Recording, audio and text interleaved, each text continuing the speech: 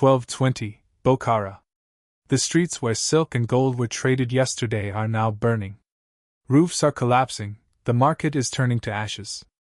People are screaming, looking for water, looking for salvation, and the city gates are already open. In one campaign, the city could disappear from the map, and from memory. Why did the neighbors surrender without a fight? The Mongols enter silently. Horse hooves strike the stone. The warriors carry short bows, swords, and spears. They do not need to shout. Their march is a sentence in itself. The inhabitants are herded into a large mosque. Thousands stand shoulder to shoulder, finding it difficult to breathe. The Mongols bring their horses right inside, to humiliate and break their spirit. And Genghis Khan sits in the imam's place and says, "Heaven has given me power." Not a prayer, not an excuse. It is a seal. When the Mongols took cities, everyone knew that the men would be executed. And the women and children would be taken captive. The chronicles often do not give details. How many left Bokhara? How many returned? We will never know. Imagine how it was. Just yesterday, you were selling carpets at the market. And today you are standing barefoot on cold stone, waiting for your turn. Behind you, a child is trembling, in front of you, a warrior with a sword. And you understand, tomorrow, Bokhara will be spoken of as a city that no longer exists. The Mongols did not just destroy. They set an example. One lesson, and neighboring cities surrendered without a fight. Fear spread faster than news. Bokhara was the first bell. A signal that a new type of war had begun.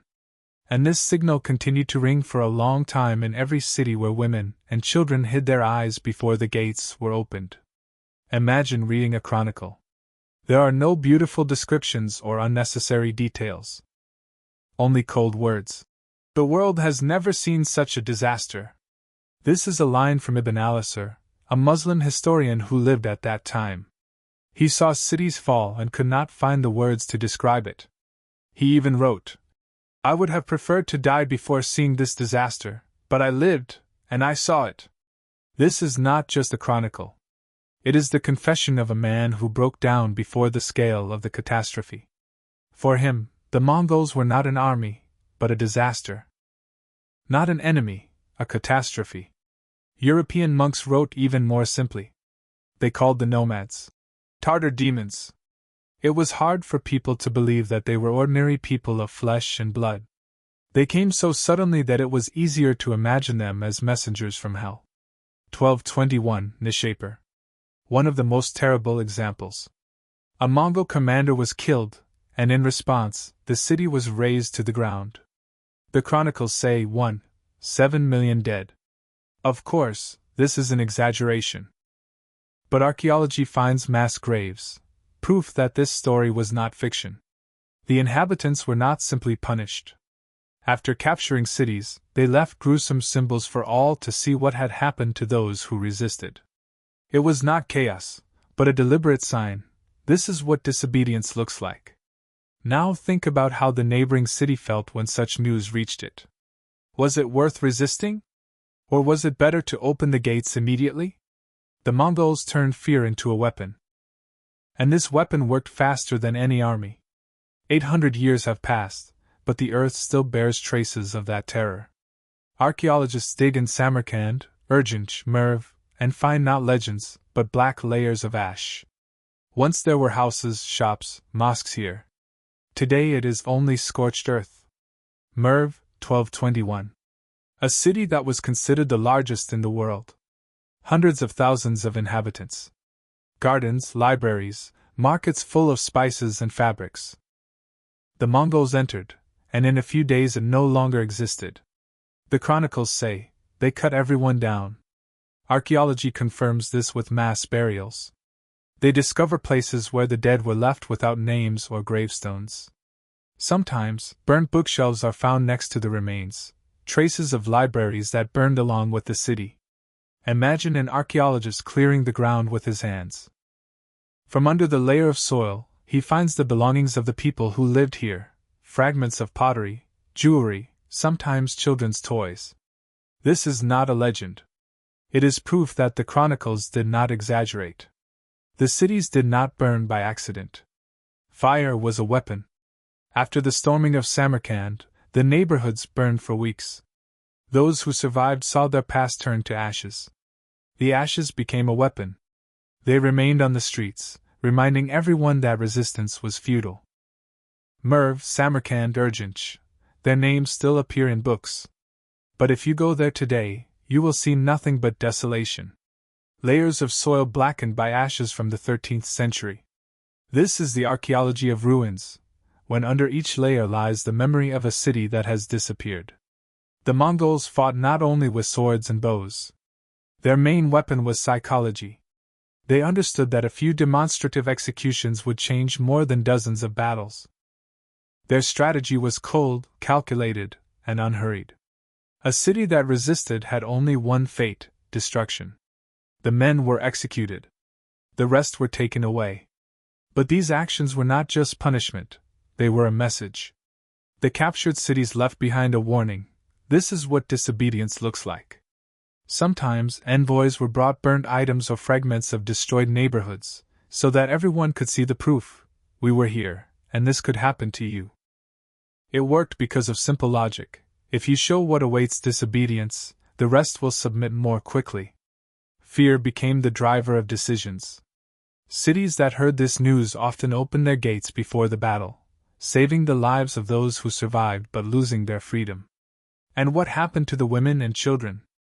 The chronicles write dryly: removed, distributed. Behind these words are thousands of human stories. Long columns marched across the steppe, crying children, silent mothers, warriors marching alongside them. For many, this meant slavery, forced resettlement, or a life far from home. For some, it meant being raised in a new culture. It was exploitation built into the very logic of conquest. The Mongols did not rely on chance. They built a system: exemplary punishment, dissemination of information, verification, and then the use of human resources. Fear was the first element. Subjugation was the second. Exploitation was the third. The entire empire functioned as a mechanism that turned resistance into a resource. It was not just the chaos of war. It was a technology of conquest. And it was as difficult to escape from it as it was to escape from a punitive expedition approaching the city on the horizon. When the city gates opened, the fates of men and women diverged before our eyes. Men were gathered in the squares, where their futures were decided. Women and children were taken away, not by accident, but by design. They became a resource for the empire. After the fall of Urgench, not only did the face of the city change, but so did life far beyond its borders. Chronicles say that craftsmen and craftswomen were selected and distributed among the troops. They worked on reconstruction in other lands. It was an organized requisition of human skills. The Mongols took away not only people, but also knowledge, crafts, and skills. Children were a different story. Boys were selected and taught a new way of life: archery and horse riding. Over generations, this resulted not in a colony, but in new warriors raised in the steppe tradition. Girls were given to farms or warriors' homes, sometimes in marriages that strengthened new ties. Often these were ways of life that were not preserved in the chronicles. Imagine that march: warriors in front, a column of women with children behind. In the air, the dust of the road and the sadness of a lost home. Mothers hug their children, but it makes little difference. They are being led away because they are needed elsewhere, for work, for reconstruction, to replenish the population. This is not just captivity, it is a labor force that the empire used for its own needs. Sometimes it sounds dry. Taken away, distributed. But behind these words were human lives: little hands clutching the edges of clothes, women's fingers that once embroidered and now worked under a new sky. Their skills, cooking, weaving, crafts, became part of the new centers of power. It was a systematic approach. The Mongols did not just take prisoners, they planned where and who to send, how to use them. War turned into human resource logistics. Those who were useful lived and worked. Those who were not needed disappeared into graves. This is how an empire was built, not only through territory, but also through human labor. And there is something else that is bitter: the lost names. Many women and children remained in the chronicles only as resettled or deported.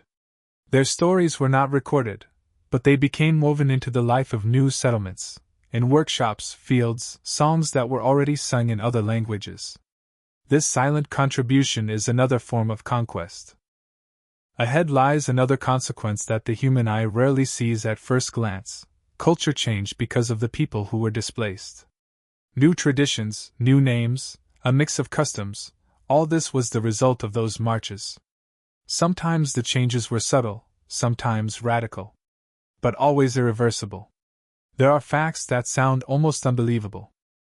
Modern geneticists have established that about 16 million men in the world have the same Y chromosome marker that leads to Genghis Khan and his immediate family. That's about 1 in every 200 men on the planet. Think about that number. This is not just the legacy of a conqueror. This is biological expansion. Every campaign, every destroyed city left behind not only ruins, but also new generations of children. Children who grew up not in their own communities, but in steppe yurts, under the banners of those who destroyed their cities. Archaeology and genetics agree: in the 13th to 14th centuries, the proportion of Mongol markers in Central Asia increased sharply. This coincides precisely with the time of the conquests. War was not just politics or economics. It even touched the physical dimension of life. Imagine a woman from Merv or Samarkand who was taken captive after the fall of the city. Her name is not in the chronicles, but her children already had different names, different customs, a different language. She disappeared as a personality in the old community, but her life became part of a new society. And that is the greatest horror. Genghis Khan's empire expanded not only through military campaigns, but also through women who were forcibly incorporated into new communities. This is how a legacy was formed that lives on to this day. 1241. Mongol troops march into Europe. They have already passed through Rus, burned cities along the way, and now stand near Poland and Hungary. The West sees them for the first time and does not know what to do. The Battle of Legnica. European knights come out in heavy armor, with banners, convinced that the power of honor and steel will save them. But the steppe cavalry acted differently: quick maneuvers, unexpected strikes, smoke screens. Within a few hours, the knights' ranks were broken. Chroniclers wrote that the Mongols set fire to dry grass, and the smoke blocked out the sun. The knights were fighting blindly. And then something happened that everyone remembered. The fallen warriors were demonstratively displayed in plain sight. For Europe, this was not just a defeat. It was a sign: the enemy had come not to plunder, but to destroy. That same year, the Battle of Mohi took place in Hungary. There, the Mongols lured the troops into a trap, blocked the bridge across the river, and showered the camp with arrows. The Hungarian army disappeared overnight. Imagine a village in Germany or France receiving this news. People hear that the knights have died and the Mongols are moving on. It sounded like the end of the world. No wonder the chronicles of those years refer to the nomads as horse demons. In the monasteries of Western Europe, monks wrote that the Mongols were God's punishment. Their appearance in the west of the continent was perceived not as a war, but as an apocalypse. A century passed, but the traces of Mongol terror did not disappear. Each nation remembered it in its own way. In China, these were memories of the devastated cities of the Jin dynasty. The chronicles spoke not only of the troops, but also of the silence that remained after them. Silence, as another character in history. In Persia, it was the tragedy of Khwarezm. Chroniclers described again and again how great centers of science and crafts were wiped off the face of the earth. For the Persians, the Mongols became a symbol of the end of the Golden Age. In Europe, there were legends about the Tatars. Monks wrote that they came from hell, and mothers frightened their children. Be obedient, or the Mongols will come. In Poland, the expression, Tatar night, even arose, a night of fear and unrest. In Germany, the saying, the Tatar will take you away, survived if a child did not obey. The fear lived on longer than the empire itself. Imagine a village in Central Asia in the 20th century. A child is misbehaving, and the mother says, "Obey, or the Mongols will come." This is not just a fairy tale. It is a cultural shadow that has survived for hundreds of years. The memory of Genghis Khan remained twofold. On the one hand, he was a state builder and creator of trade routes. On the other hand, in the minds of the peoples, he remained a catastrophe that could strike anywhere, anytime. The fear survived generations. It was passed down in legends, lullabies, and sayings. It became a kind of genetic echo in the culture. And it has not faded away to this day. Imagine a square where yesterday the bazaar was bustling. Spices, carpets, and gold were traded there. Today, there is silence. Only black ash and a few smoldering ruins remain. This is what dozens of cities looked like after the Mongol invasions. First, there was fire. Then there were screams. Then there was a long march of prisoners. And then there was emptiness. Streets without people. Mosques without prayer. Markets without merchants. Genghis Khan's empire brought new trade routes to the world and united vast territories from China to Europe. It gave impetus to ideas, goods, and even technologies. But the price was terrible. It was built on ashes and millions of nameless victims. Men often had no chance at life. Women were taken captive and became part of new communities.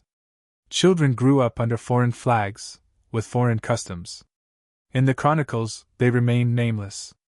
In memory, they remained shadows. When we remember Genghis Khan today as a great conqueror, we must also hear other voices. The voices of those who were never recorded in the chronicles.